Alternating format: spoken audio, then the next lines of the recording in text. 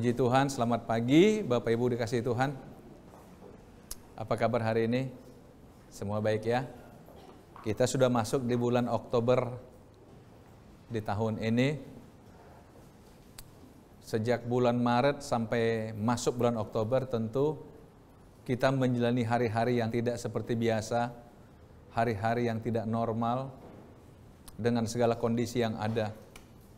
Tapi saya berharap bahwa kita tetap punya motivasi, kita tetap punya semangat bahwa badai pasti berlalu. Amin, saudara.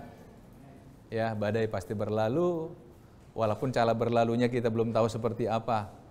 Tapi kita doakan pemerintah kita dan orang-orang yang berjuang untuk menolong kita keluar dari pandemi ini. Ya, jangan lupa doakan pemerintah, para medis yang mempertaruhkan segalanya untuk kita. Saudara-saudara, hari ini saya ingin mengajak kita untuk melihat satu hal yang menurut saya perlu kita evaluasi bagi diri kita, yaitu tentang achieving the goal of life. Saudara-saudara, saya ketika persiapkan ini coba membedakan mana yang paling tepat sebenarnya, reaching the goal of life atau achieving the goal of life. Saudara-saudara, saya coba belajar dari bagian Alkitab. Alkitab itu sebenarnya dia ingin mengajak kita untuk mencapai kehidupan yang terbaik, untuk mencapai tujuan hidup yang terbaik. Dan bahkan tidak ada lagi di atas itu kalau kita bisa mencapai hal itu. Tentu hal ini kita lihat dari perspektifnya Tuhan. Kalau dalam perspektifnya kita, misalnya sering kita dengar, apa sih goal Anda tahun ini? Apa sih goal Anda 5 tahun ke depan? Makanya orang banyak belajar tentang goal setting, bagaimana membuat rencana-rencana yang bertahap, rencana tahunan dan sebagainya. Karena orang memang ingin membuat sebuah target di hidupnya yang menjadi motivasi bagi dia untuk terus bergerak, mencapai sesuatu seperti itu. Tapi hari ini saudara, saya coba ingin mengajak kita untuk melihat mengapa saya mengambil satu tema mencapai tujuan hidup yang dalam bahasa Inggris saya gunakan istilah achieve atau achievement ya, achieving the goal of life. Saya ajak kita melihat bagian ayat ini ayat yang mungkin saudara sudah puluhan kali juga dengar. Saya sendiri nggak tahu berapa banyak kali saya baca ayat ini. Tetapi ketika saya baca ulang, saya merasa ada sesuatu yang sangat dalam yang ada di hati Tuhan yang disampaikan lewat hambanya Paulus. Saudara-saudara, ini Roma pasal 12 ayat 1. Saya ingin cerita sedikit. Dalam Bible Study di bulan-bulan yang lalu kita sudah belajar tentang surat Roma. Pasal 1 sampai pasal yang ke-11 di sana, Rasul Paulus menjelaskan secara tuntas tentang posisi manusia di hadapan Tuhan. Saudara-saudara, di Roma pasal yang pertama, Paulus mengatakan apa? Semua orang itu tidak boleh berdalih. Karena apa? Tuhan itu sudah ada. Dan dalam pikiran setiap manusia sebenarnya Tuhan sudah meletakkan, Tuhan sudah menaruh dalam pikiran manusia bahwa Tuhan itu ada. Hanya dalam pasal 1 itu Paulus mengatakan ada orang yang merasa berhikmat dengan cara menggantikan Tuhan. Menggantikan Tuhan. Yang dalam pikirannya melalui apa yang dia bisa lihat. Jadi Tuhan yang tak terlihat digantikan dengan Tuhan yang terlihat. Dianggap dia berhikmat. Dengan kata lain sebenarnya saudara-saudara, Rasul Paulus ingin mengatakan memang tidak mudah untuk mempercayai Tuhan yang tak terlihat. Orang lebih cenderung mempercayai apa yang dia lihat. Tuhan yang dia lihat. Dia bentuk Tuhan dalam bentuk-bentuk sesuatu dan kemudian diberi ibadah kepada apa yang dia buat. Saudara-saudara, ini yang Paulus katakan. Sehingga kalau kita lihat di pasal yang pertama itu, inilah ketidakbenaran manusia yang menggantikan Tuhan yang tidak terlihat dengan Tuhan yang terlihat. Kalau saudara lihat di pasal yang kedua, akhirnya Paulus juga mengatakan, orang Yahudi juga sama, orang Israel juga sama. Mereka mengaku punya Tuhan dan punya hukum. Tetapi Paulus katakan posisi mereka juga sama seperti orang yang menggantikan Tuhan tadi. Mereka juga pada posisi tidak benar. Kenapa? Mereka hanya bangga punya hukum Taurat, tapi tidak melakukan hukum itu. Ini sama dengan kalau istilah sekarang, orang beragama tapi tidak menjalankan agama itu. Jadi dia anggap kalau saya sudah punya agama, saya orang benar. Sehingga pada pasal yang ketiga dalam Roma itu akhirnya Paulus mengatakan apa? Semua orang sudah berbuat dosa dan telah kehilangan kemuliaan Allah. Dan upah dosa adalah maut. Dengan kata lain disimpulkan berarti semua orang telah berbuat dosa. Barulah kemudian di pasal yang kelima mulai Paulus menjelaskan bahwa satu-satunya cara membebaskan manusia dari dosa yang berakibat maut adalah lewat Yesus Kristus. Yang mati bagi kita, disalibkan bagi kita untuk membawa kita pada posisi yang benar. Bukan lagi posisi orang berdosa, bukan lagi posisi orang yang salah. Bisa ditangkap saudara? Nah, akhirnya saudara saya persingkat, setelah proses itu kita jalani dan kita menjadi orang yang dibenarkan, hidup kita menjadi hidup yang dibenarkan, sehingga pasal yang ke-12 akhirnya Paulus mengatakan apa? Di ayat 1, karena itu saudara-saudara, demi kemurahan Allah aku menasihatkan kamu supaya kamu mempersembahkan tubuhmu sebagai persembahan yang hidup, yang kudus dan yang berkenan kepada Allah. Itu adalah ibadahmu yang sejati. Jadi goalnya Tuhan adalah supaya kita bisa mempersembahkan tubuh kita sebagai persembahan yang hidup kepada Tuhan. Bisa dipahami? Jadi mengapa Tuhan sampai memberikan Yesus Kristus bagi kita, mati bagi kita? Supaya akhirnya hidup ini yang telah ditebus, yang telah dibenarkan ini layak dipersembahkan kepada Tuhan. Itulah goalnya. Jadi kalau kita kembali ke bahasa Alkitab, goalnya Tuhan menyelamatkan kita, menolong kita supaya hidup ini dikembalikan kepada Tuhan sebagai sebuah persembahan, sebagai sebuah ibadah. Jadi kalau saya kembali kepada tujuan hidup yang Tuhan inginkan adalah kita beribadah kepada Tuhan. Kita persembahkan hidup kepada Tuhan sebagai korban. Saudara-saudara, sudah terlalu banyak barangkali kita bahas tentang masalah-masalah dalam hidup ini. Tentang pergumulan-pergumulan dalam hidup. Dalam Alkitab memang cukup kaya memberikan jalan keluar atas segala pergumulan hidup. Karena Alkitab itu hikmatnya Allah. Jadi tidak ada persoalan yang terlalu sulit bagi Tuhan. Tidak ada persoalan yang tidak ada solusi dari Tuhan. Tetapi kita perlu pahami tujuan akhir dari segalanya dalam hidup ini yang Tuhan mau adalah hidup ini dipersembahkan kepada Tuhan. Sebagai persembahan. Itu yang Tuhan mau. Itu yang Tuhan mau. Amin saudara. Nah karena itu saudara, apa goal hidup kita? Apa goal of life kita? Ini. Saya ambil satu contoh saudara dalam Alkitab. Satu ketika Tuhan berkata kepada Musa, Musa tolong kau kembali ke Mesir. Aku sudah dengar penderitaan umatku. Karena mereka bukan saja mengalami tekanan secara fisik, secara materi, tetapi secara rohani juga mereka mendapat tekanan. Karena apa? Mereka ada di Mesir yang tidak memberikan keleluasan bagi mereka beribadah. Dan saudara tahu apa kata Tuhan kepada Musa? Goalnya adalah bilang sama Firaun, Tuhan inginkan umatnya supaya keluar, supaya dapat beribadah. Lihat, goalnya beribadah, betul? Supaya mereka bisa beribadah.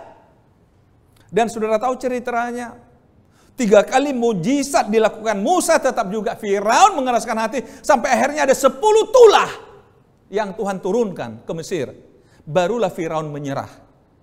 Tapi itu pun saudara, ketika orang Israel sudah keluar masih dikejar. Tapi ingat, tujuan Tuhan bebaskan mereka untuk apa? Untuk beribadah. Dan Tuhan buktikan, begitu mereka sampai di padang belantara, Tuhan suruh Musa buat kemah sembahyang atau tabernakel. Tempat di mana umatku bisa beribadah kepada Tuhan. Tempat di mana umatku bisa bertemu dengan Tuhan. Itu yang Tuhan mau. Jadi saudara-saudara, goal Tuhan yang terbaik bagi hidup kita adalah Dia bisa kembali bersama dengan kita bersekutu. Saudara-saudara, itu goal Tuhan bagi hidup kita, bukan yang lain. Bukan yang lain. Silahkan saudara membuat goal hidup saudara yang lain-lain. Tapi bagi Tuhan, kalau dikatakan pencapaian tertinggi bagi hidup kita adalah bagi Tuhan, ketika kita mampu mempersembahkan hidup sebagai korban. Amin saudara. Mempersembahkan hidup sebagai korban. Saya kira tidak ada alasan untuk mengatakan saya tidak bisa. Saya tidak bisa. Karena apa? Tuhan sudah membuat ibadah itu tanpa syarat. Bagi orang Israel dulu, ibadah itu tidak boleh dengan tangan kosong. Harus bawa korban. Kalau dia agak lumayan bawa lembu atau apa di bawahnya itu paling domba, bawahnya lagi burung dan sebagainya. Tapi sekarang kita tidak ada syarat. Karena apa? Yesus sudah jadi korban bagi kita, yang membuat kita harusnya bisa. Tetapi saudara, saya sadar dan Alkitab menyadari, kita ini manusia hidup di dunia. Saya percaya saudara akan katakan, ya memang, kalau kita hanya hidup berikan pada Tuhan, iya kalau cuma itu. Tapi dunia ini kan, kita perlu hidup.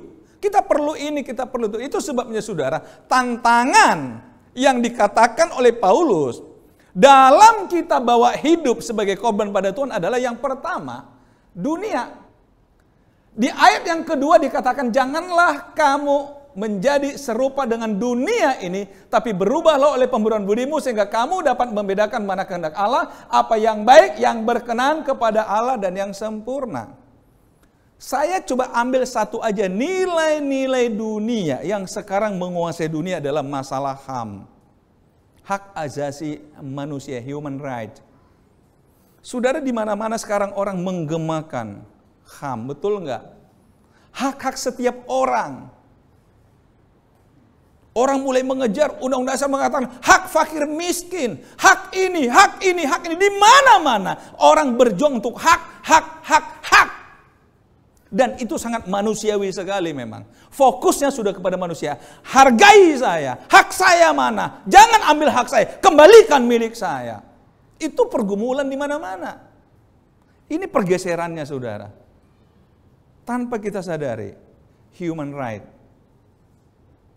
HAM itu sudah menguasai setiap orang. Jangan ganggu hak saya, apapun saya pertaruhkan. Betul? Apapun saya lakukan. Ini filsafat manusia. Saudara-saudara, sampai ada orang mengatakan tidak ada yang gratis di hidup ini. Apapun saya kerjakan, saya berhak dapat sesuatu. Saudara lihat pertarungan di mana-mana, peperangan di mana-mana. Hanya atas nama apa? Hak asasi manusia. Di negara kita ini, coba lihat unjuk rasa di mana-mana. Atas nama HAM semuanya. Saudara lihat, ini pergeseran nilai. Ini yang dikumandangkan di dunia. Indonesia sejak kapan mulai bicara HAM? Sejak reformasi. Tetapi saudara, apakah politik kita stabil sementara orang bicara HAM? Tidak. Karena namanya hak asasi itu tidak pernah akan bisa dipenuhi. Betul saudara? Coba lihat masa-masa kini, coba. Pandemi. Semua nuntut pada pemerintah. Buruh nuntut. Jemaat juga nuntut. Rakyat biasa juga nuntut. Coba lihat pembagian tunai, berebut perkelahian di mana-mana. Karena bicara masalah hak. Coba lihat saudara. Di mana-mana terjadi pergesekan. Hanya bicara masalah HAM. Hak bicara, hak berserikat, hak apa lagi saudara? Semua bicara hak. Ini nilai-nilai dunia yang menghambat orang persembahkan hidup kepada Tuhan. Karena dia merasa saya berhak atas hidup saya. Jangan atur saya. Betul saudara? Bolehkan saya bicara agak terbuka saudara? Saya pernah ditanya, kenapa gereja tidak bisa memberikan disiplin pada jemaat? Saya tanya balik, apa yang mengikat jemaat dengan gereja? Apa yang mengikat saudara? Halo? Kalau saya sebagai gembala kasih disiplin gimana? Setuju nggak? Kira-kira disiplin seperti apa? Kalau terlambat push up gitu, setuju? Tapi kalau saudara punya perusahaan, karyawan terlambat suruh push up, dia mau nggak? Tapi kalau pendeta suruh jemaat terlambat push up, mau nggak? Wah, itu dia, beda. Karena apa? Karena kalau di perusahaan, dia sadar, saya punya kesalahan. Tetapi Tuhan kan maha kasih katanya. Di gereja kan harusnya pengampunan terus. Pengampunan. Jadi janganlah gereja seperti duniawi bicara penghakiman, penghukuman. Ya pengampunan lah. Misalkan yang punya kesalahan dibujuk-bujuk, ya enggak? Dibujuk-bujuk, terus doakan, diberkati, pulanglah dengan damai sejahtera, kan gitu kan? Itu di gereja. Tetapi saudara, begitupun berapa banyak jemaat yang nuntut hak dari gereja. Halo? Katanya gereja mana? Coba lihat. Mana pelayanannya? Mana? Wow. Kembali hak lagi kan?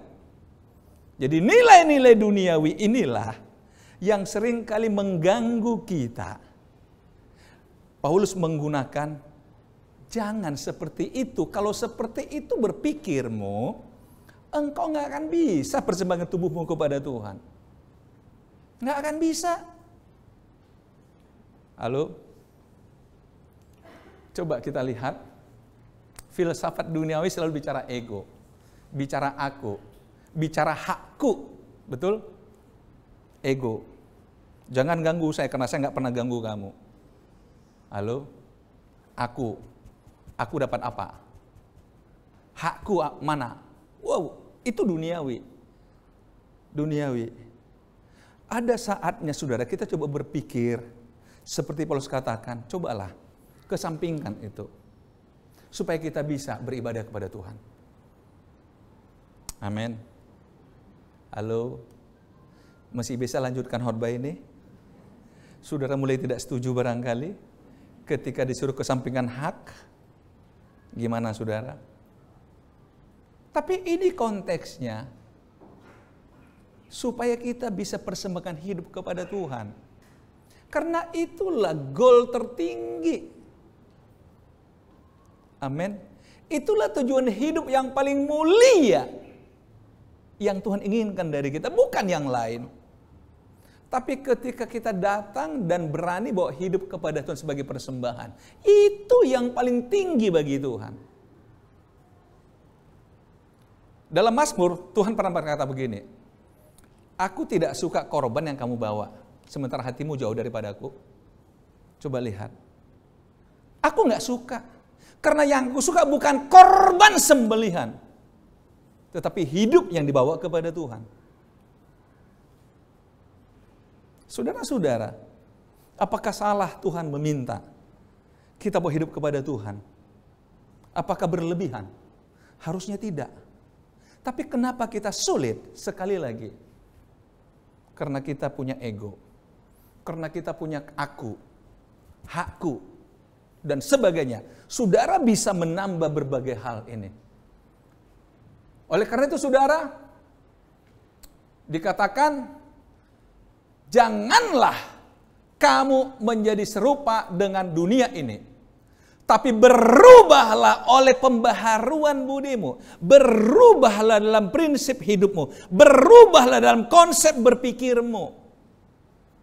Kalau masih konsep berpikirnya duniawi, jangan pernah berharap saudara bisa persembahkan hidup kepada Tuhan. Harus berubah. Harus berubah. Saya coba ambil contoh saudara. Ambil contoh, misalnya, kalau saudara bertanya, dari mana saya tahu kalau kita kembali di sini kan, ini supaya dapat membedakan manakah kehendak Allah, apa yang baik, yang berkepada Allah dan yang sempurna. Ini kan pertanyaan kita. Yang mana? Di mana satu kehendak Allah? Sebenarnya simple saudara, coba lihat. Pertanyaan, tanya aja. Apakah yang saya inginkan ini adalah kehendak Allah? Yang kedua tanyakan, apakah hal tersebut baik? Ini sebenarnya dari ayat tadi itu. Yang ketiga tanyakan lagi, apakah tersebut sejalan dengan berkepada Allah? Perbandingannya saudara lihat. Dalam pasal 12 tetap, ayat 9 sampai 11 cukup panjang sebenarnya, tapi nanti saudara bisa lihat di rumah kembali. Ini kalau saudara mau tahu kehendak Allah dan bandingkan dengan yang tadi filsafat duniawi, nilai-nilai duniawi, lihat. Hendaklah kasih itu jangan pura-pura, jauhilah yang jahat dan lakukan yang baik. Hendaklah kamu saling mengasihi sebagai saudara dan saling mendahului dalam memberi hormat. Wow. Kita biasanya bukan mendahului tapi berbalas hormat. Kalau dihormati aku, kehormati dia. Kalau enggak, jangan coba. Halo? Ya kan, ini kan duniawi kan? Jadi hidup kita selalu transaksi, transaksional. Dia beri, aku beli. Aku terima, dia jual, aku beli. Nah itu lagi. Kalau dia jual, aku beli, udah lain konotasinya ya. Lu jual, gua beli, kata. Itu berarti udah, ayo berantem yuk. Itu artinya itu. Saudara-saudara, tapi di sini mendahului dalam memberi hormat.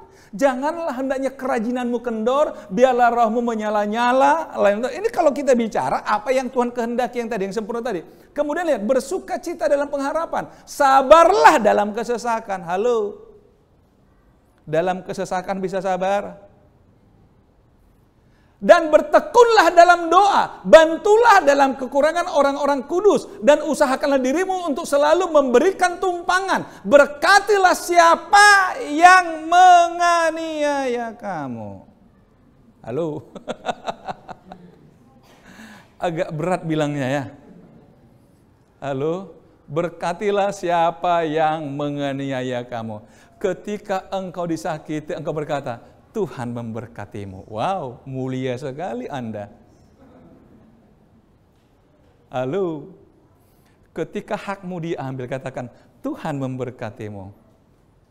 Kiranya Tuhan tambah-tambahkan, berlimpah-limpah, harta yang kau ambil dariku. Bagaimana saudara?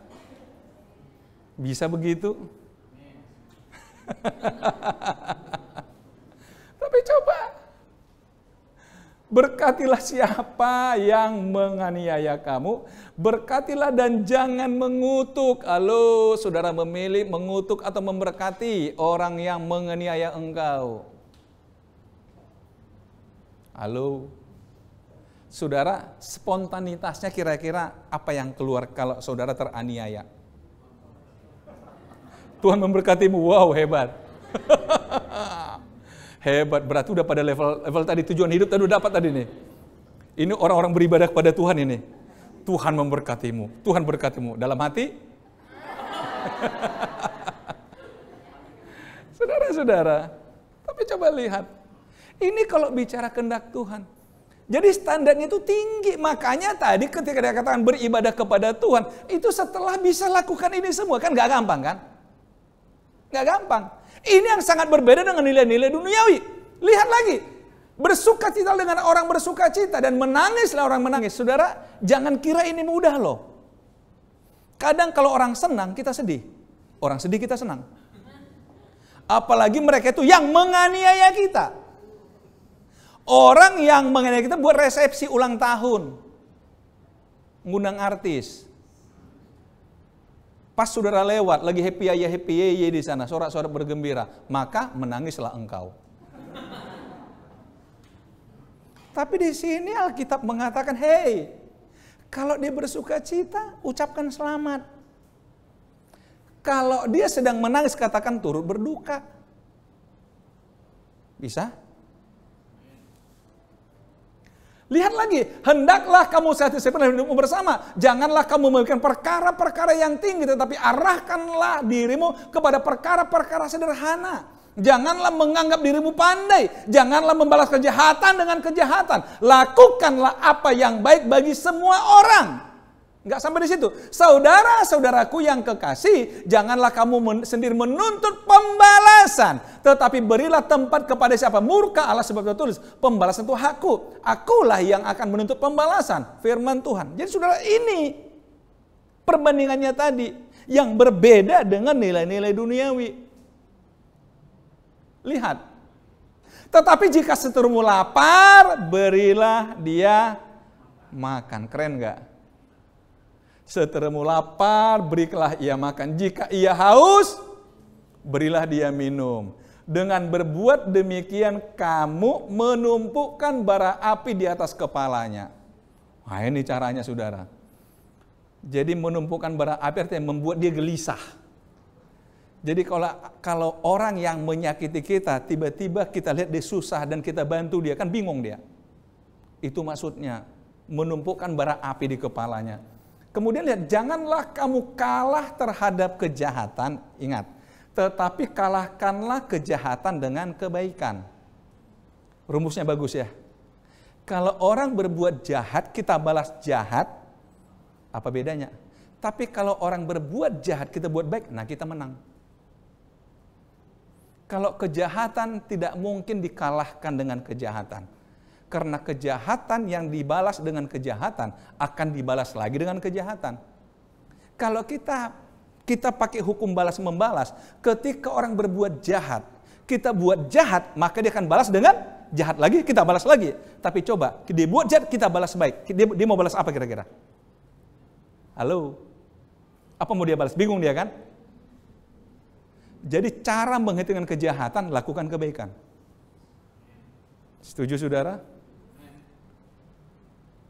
Yang aneh di hidup ini kan begini saudara, 100 kali kita buat baik, 1 kali buat jahat, yang diingat orang yang mana? Yang jahat. Berarti selama ini munafik kau. Nah coba. Selama ini munafik kau, ini aslimu. Tapi coba kita balik. 100 kita berbuat jahat, tiba-tiba berbaik. Apa maksudnya ini? Nah coba lihat. Apa maksudnya ini? Saudara, artinya apa? Yang jahat tetap unggul. Karena itulah kalahkan bukan dengan yang jahat, tapi dengan kebaikan. Bagus rumusnya kan? Nah ini, kehendak Allah seperti itu. Saudara-saudara, kemudian lihat, apalagi yang jadi kendala tantangan dalam kita memberi ibadah kepada Tuhan. Yang pertama, saya pakai istilah obsesi kita. Berdasarkan kasih karunia yang dianugerahkan kepadaku, aku berkata kepada setiap orang di antara kamu, janganlah kamu memikirkan hal-hal yang lebih tinggi daripada yang patut kamu pikirkan. Tetapi hendaklah kamu berpikir begitu rupa sehingga kamu menguasai diri menurut ukuran iman yang dikaruniakan Allah kepada kamu masing-masing. Saya pakai istilah di sini obsesi. Jangan hidup dalam obsesi-obsesi. Saudara mungkin katakan, loh, apa bedanya obsesi dengan ambisi? Nah, saya ada kebetulan kutipan di sini.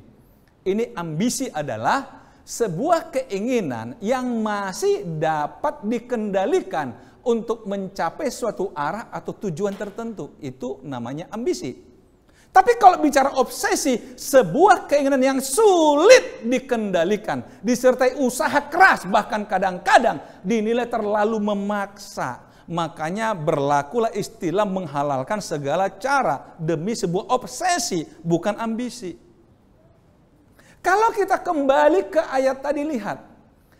Janganlah kamu memikirkan hal yang lebih tinggi daripada yang patut kamu pikirkan. Ini kan obsesi atau ambisi? Enggak patut dipikirkan, tapi dipikirkan.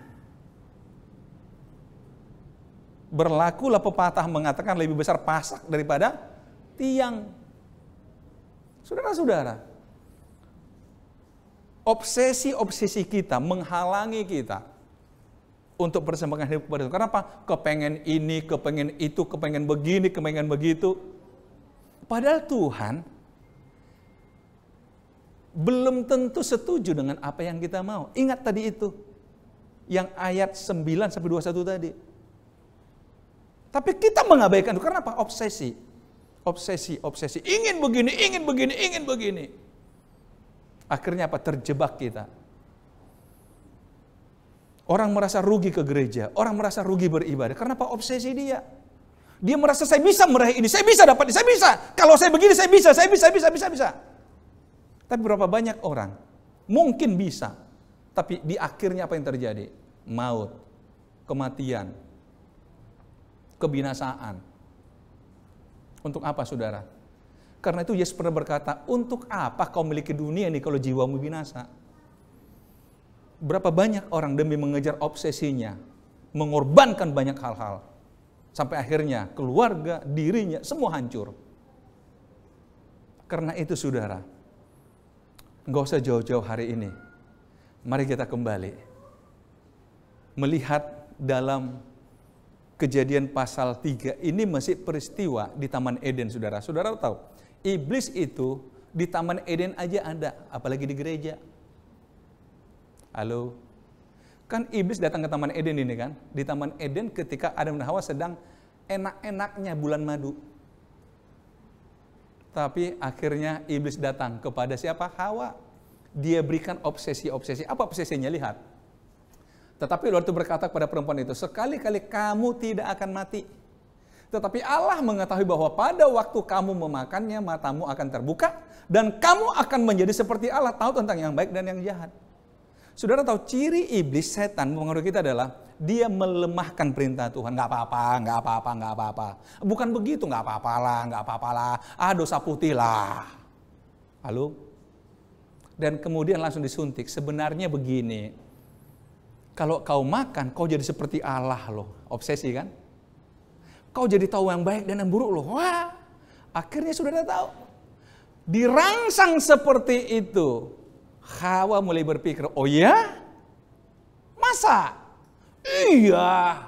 Kalau diramakan nih bagus. Iya, oh nggak percaya kau. Aku kan udah lihat. Aku udah merasakan. Cobalah. Oh ya? Akhirnya Alkitab mengatakan apa? Hawa pun mulai melihat pohon itu. Menarik hati. Enak dipandang, kelihatannya baik dan menarik hati. Kenalah sudah. Dari mata turun ke hati. Kalau mata udah dikuasai dan hati dikuasai, apapun dilakukan. Betul? Halo? Apapun dilakukan. Pertanyaan saya, setelah Hawa mengambil buah itu, benarkah dia seperti Allah? Tidak. Ini cara iblis. Memberikan obsesi-obsesi pada hidup kita. Sebenarnya tujuannya adalah membuat kita memberontak kepada Tuhan. Membuat kita jauh dari Tuhan. Membuat kita terhilang dari Tuhan. Hati-hati. Bukankah dunia menawarkan banyak hal kepada kita yang untuk menjauhkan dari Tuhan? Akhirnya saudara, apa goal hidup saudara? Kembali kepada Roma 12 ayat 1 tadi, supaya kamu mempersembahkan tubuhmu sebagai persembahan yang hidup, yang kudus, dan yang berkenan kepada Allah. Itu adalah ibadahmu yang sejati. Amin, saudara. Hanya ini yang Tuhan mau, enggak banyak. Supaya kamu mempersembahkan tubuhmu sebagai persembahan yang hidup, yang kudus, dan yang berkenan kepada Allah. Itu adalah ibadahmu yang sejati. Amin. Tuhan Yesus memberkati kita.